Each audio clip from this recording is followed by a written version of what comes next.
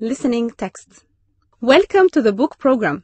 Today, our subject is the Queen of English crime fiction, Agatha Christie.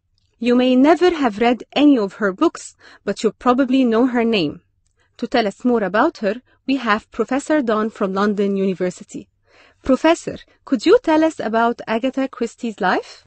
Well, Agatha Christie was born in 1890 and was the youngest of 3 children. She was a shy child who was very close to her family. She didn't go to school, but was taught at home by her mother.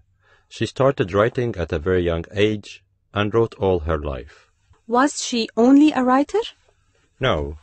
During the First World War, she worked as a nurse, and while she was looking after wounded soldiers, she learned about medicines and poisons, information that was later in her writing. And when was her first novel written? In 1920, soon after the war ended.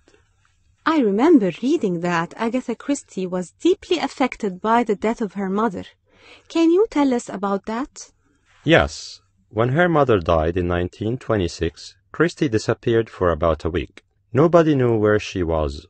Later, she could remember nothing about the week, and is thought to have suffered from amnesia. Soon after this, Christie started traveling abroad. Her first journey on the Orient Express train was to Baghdad, and to the ancient city of Ur. On her second trip, she met the archaeologist Max Malone, whom she later married. She became very interested in archaeology and worked with her husband on excavations around Iraq. It's reported that she cleaned and repaired some of the things that were found by herself. Some of her books are based on her travels to these countries, aren't they? Yes, including famous novels like Murder on the Orient Express, Death on the Nile, and Death Comes as the End, a dark story of a family in ancient Egypt.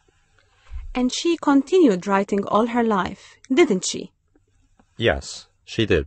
In all, she wrote 80 crime stories, many of which were turned into films or theater plays.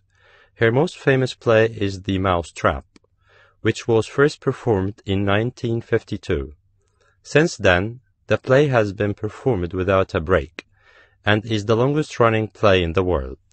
That's incredible. It is.